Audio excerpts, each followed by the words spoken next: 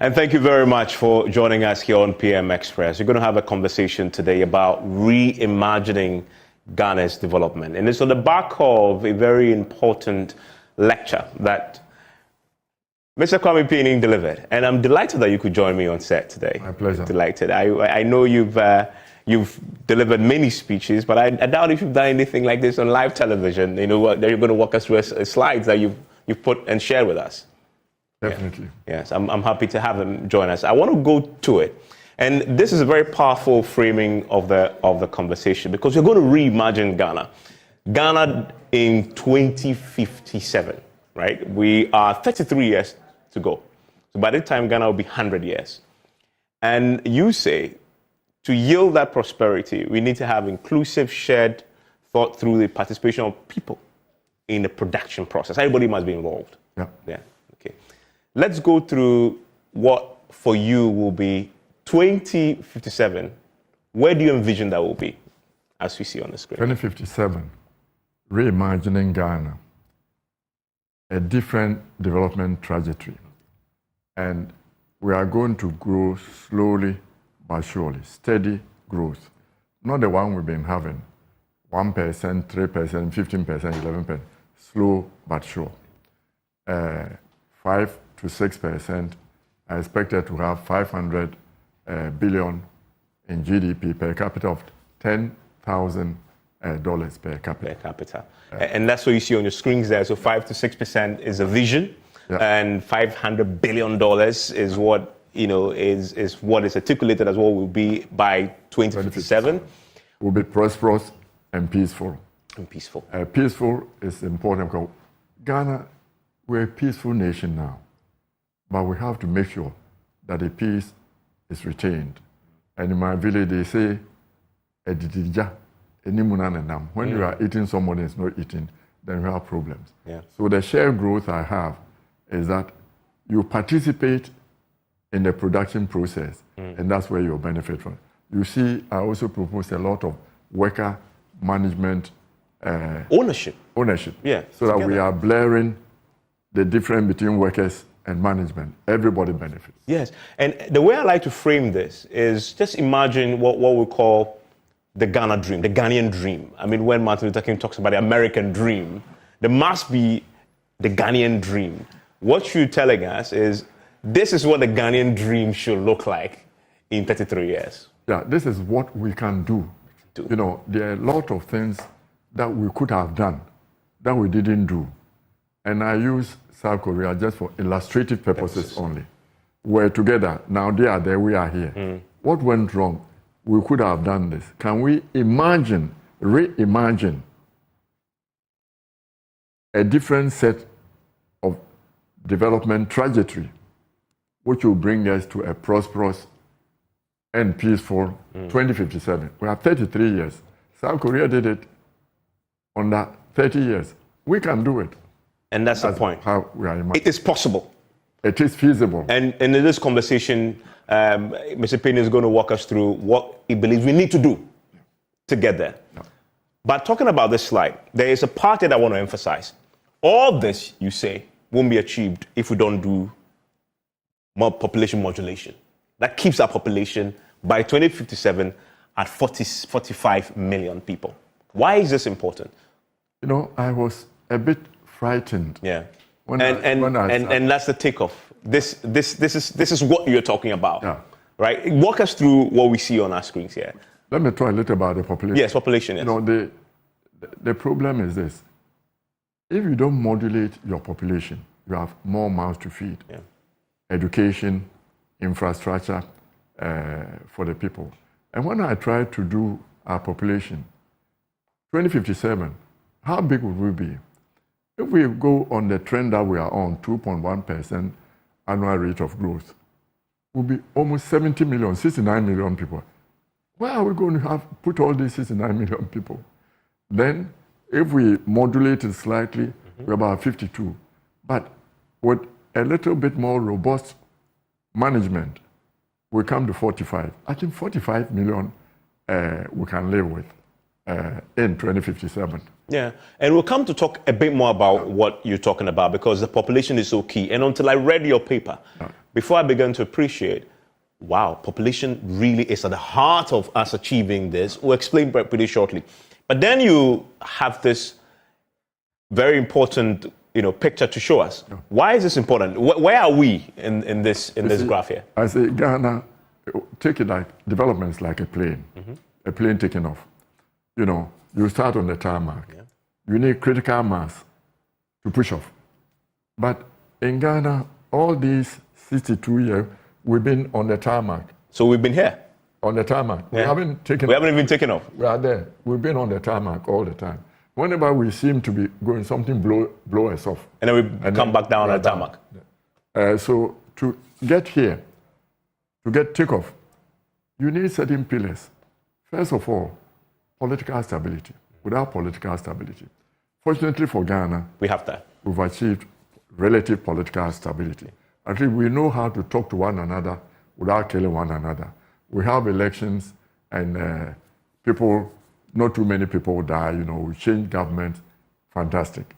I was talking to an Ethiopian once and he said, look, Ghanaians, you've done well. I said, look at Ethiopia, you're doing very well. I said, look, we haven't solved the political problem. And look at what is happening. If you don't solve the political problem, sooner than later, you have to be killing one another. So you need political stability, macroeconomic stability.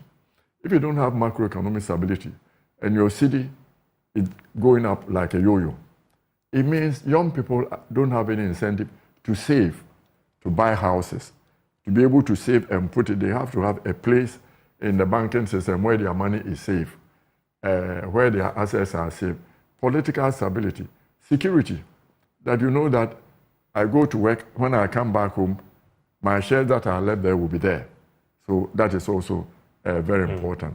So when you have all those stabilities and then macroeconomic stability, then you can take off. But before you are taking off, you need a springboard. Yeah.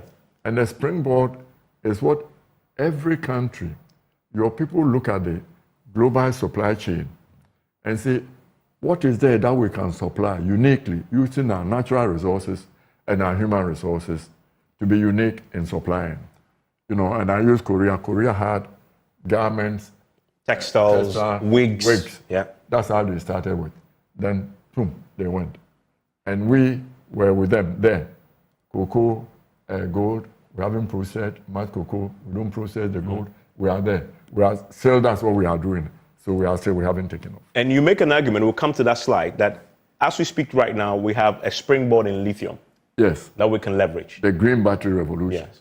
Yeah, we'll come to that specific. So that's where we haven't even started taking off. We are still taxiing on the runway. And when we get here, the self-reinforcing growth is what you say. That's where the critical mass comes in. Institutional stability, checks and balances, parliament, everything is working. Yeah. And to do this, you don't have to we think you need to get a few big things right. No.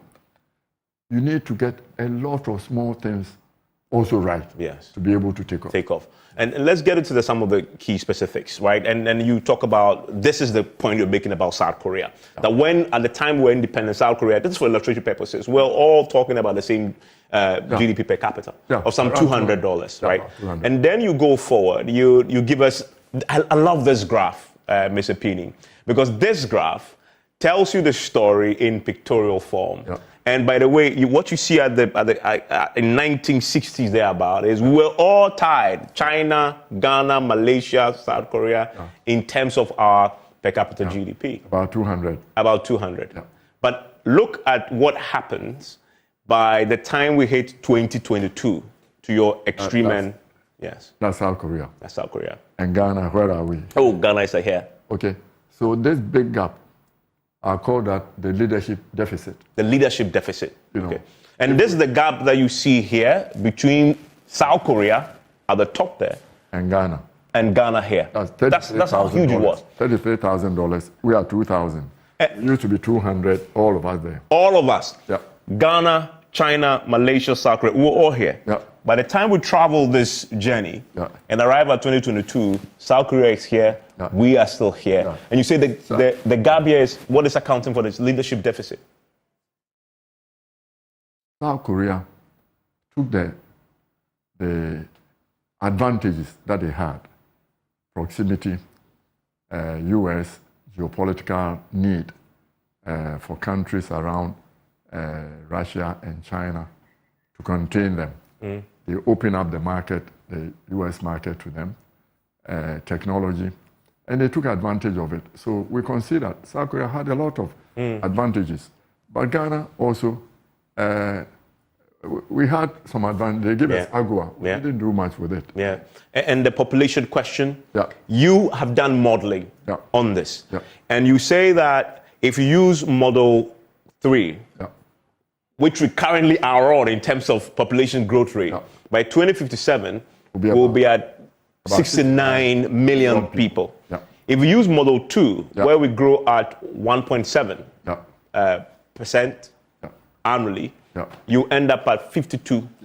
We start with 1.7, 1.1, we get there. If we modulate it, we start with 1.1 for the first half, and then we're able to press it down to about 0.7, then we are 45 million. And this is manageable, 45 million population. Remember, when we got independent, 6.6 million Ghanaians. You could drive from Tema to Accra in 15 minutes. Now we can't. Okay. And this is why the population argument, Mr. Pianim, is important, because South Korea managed to bring the annual growth rate population down to 1%. And they also introduced this 2 is enough slogan. Very deliberate. And they brought it down. And Ghana were same. We were about 3.2. They were about 3.5% growth, annual rate growth. And they said, look, 2 is enough.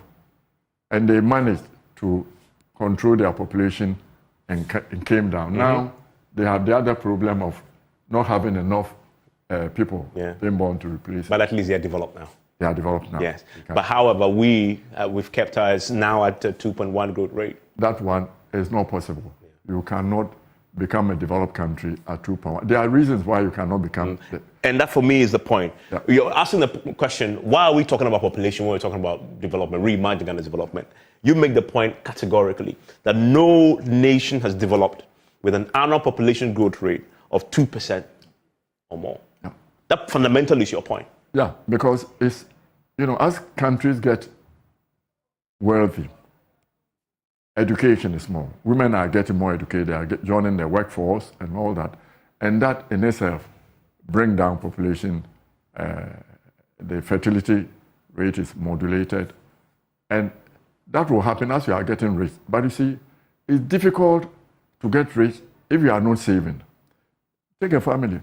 If you have 7, 8, 10 children wandering around, you are in trouble. You cannot even think about how they are going to go to school, what good schools they are going to attend, their health, clothing them properly, feeding them properly. So it's like a nation. You need to modulate the population. And that helps you. The schools, we are free senior high school.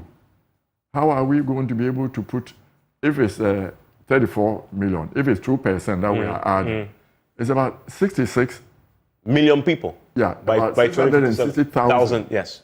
people going to the school every year. You can't. And we say that to create a good job, you need about $10,000 investment. If 2%, you are increasing your workforce by 2% every year. Take 600,000. That's $6 billion a year you have to find just to cater for the addition people who are looking for jobs in that particular year. Yep. It's very difficult. So your population is important. You cannot take your eyes off it. And it's interesting that these days when the budget is being read, you don't see a paragraph on population. We have a National Population Council, and I don't think we are resourcing it well enough for them to have the type of education that is needed, for people to take good care of their reproductive system. And I need to repeat that point, that if we don't get that in check, we're going to have this problem where we will not be able to develop. And that's, for me, is why this is important. Too many mouths right now. Too many mouths to speak. So imagine free SH, as you said, it's going to cost us far more. Once it's costing us far more, less money available to do other things. And the infrastructure.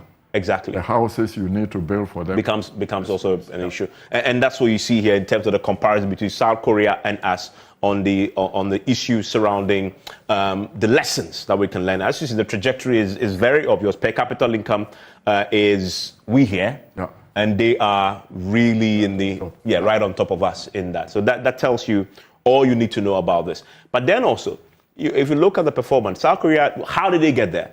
They took advantage of their relationship that they had with the U.S. U.S. opened their market for them, and they leveraged on their wigs, their garments, the textiles, and they exported it. Yeah. And then you ask a very important question, which is that we also had agua. Yeah. The African Growth Opportunity Act that the American therefore said, okay, you can export a lot of things into America tariff-free. Yeah. And we didn't take advantage of. We could have taken advantage of the textile. You know, we have cotton in the north that we didn't really leverage upon if we had done it. And when we built Spintex actually, I did a feasibility study for Spintex textile for a friend of mine. And he was going to gin and spin the textile from the north.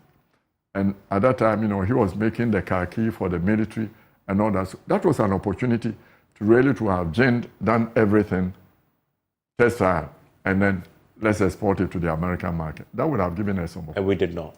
We did. And we did not. And that's the point there. And so we are still exporting commodities. Yeah. Gold, cocoa, beans, crude, and the fear is that we may be doing so for lithium. See, cocoa, we say we're going to process. Cocoa, we could have processed, say, 30, 40, 50%, even 70% of it. And then you have the cocoa butter, the cocoa liquor, then the paste, which people then use to make chocolate, Ovaltine, and things like that. But we are not processing enough of our cocoa. You know, we ship it as beans outside, and nothing has changed much from 1957 until now in terms of this gold. We take it to Switzerland for them to process. We are not doing processing here for our goldsmiths. So that's the problem. Yeah, and it appears to me we are taking the easy way out all the time when others are actually thinking about how do they add value. We simply said, get me my small share of royalty. The rest I can just ship outside. Well, that's a problem that we have. Now, we talk about this is the takeoff. This is what we need to do to take off, right? And you say every nation has to undertake the preparatory work required for takeoff. Yeah. You have bullets there you want to speak to? Yeah. You know, it was At Lewis who said that countries grow fast where citizens feel secure, safe, to save and invest in the country. Okay. If we are not saving and investing in the country, then we have a problem. You know, you want to be able to save. You're a young man, you invest in insurance to say, I want to get about $100,000 to buy a house, and you are saving. Every day you are putting in money. By the end of 10 years, your 100,000 comes, and the city which used to be 1-to-1 is now 350. You can't build a house. Sure. And you don't have the incentive to save anymore. So it is important that the financial institutions are safe, so that people put their monies in the banks. Not that you go and put your money in savings and loans, they say, oh, we've closed it down, or you can't get your money, or you are investing in pension, and we say we are going to have some haircut on it. So it is important that you feel safe to save and invest in the country. That's a very important first point to achieving the critical mass you need to take off. The second is modicum of respect for rule of law and relative political stability, which is something you've touched on at the beginning. Yeah, and that, fortunately in Ghana, we have that political stability. We've learned to disagree in a peaceable manner. I mean, now we become too partisan. I mean, the Fourth Republic, this parliament of the Fourth Republic has become a little bit too partisan. But I think we haven't gone too far. We can come back. Yeah. I was very impressed, one day I had gone to see Kandapa, who was the Minister for Communications, and he came and said, Uncle, can you give me just 5 minutes to talk to my friend first? I said, yeah, okay. Former President Mahama had come in. He was just the former Minister for Communications. and is coming to see him. And I like it that even though they are on the opposite side of political, they were friends, they talk, and I like that. And I think that in Ghana, we have that, and we are losing it, but it's good, we should maintain it. Yeah, that's a very important point. And then you talk about delicately cuddled by institutional checks and balances. The institutions might be strong. They might be strong. Everybody should do their part. Parliament has to check the executive when they bring their bills so that if there's too much borrowing, they can say this. Are they doing that now? Do you think that we have that? We missed a little bit, so we should go back. Go back. The courts should make sure that people feel that they don't have to kill one another. You don't have to employ a land guard. You go to court, you get justice. So the courts, the police, and also sanctions. The police have to be doing their work. The courts have to be doing their work. Parliament has to do its work.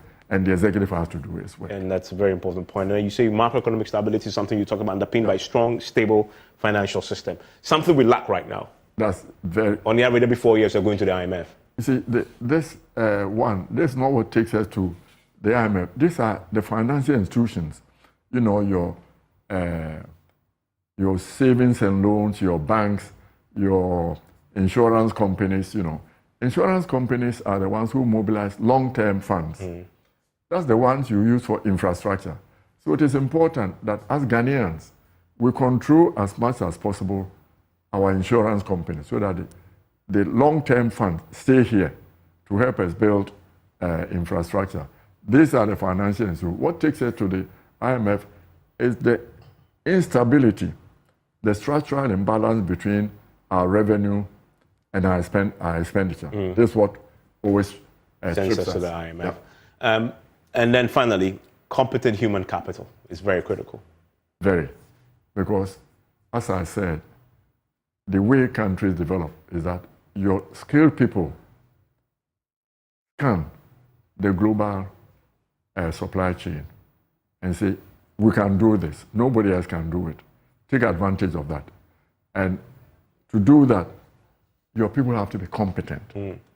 We negotiate. We always complain about negotiating agreements. We are paying a lot of money on judgment debt.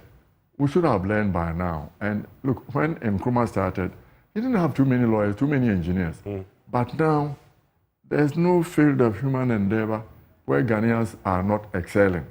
I keep saying this, in the American Engineering Hall of Fame, there are 2 black people there. They are both Ghanaians. Kwadwo Osasare and then Victor Lawrence. 2 Ghanaians, they are there. So we have the people. Lithium, we have Jim Dakwa.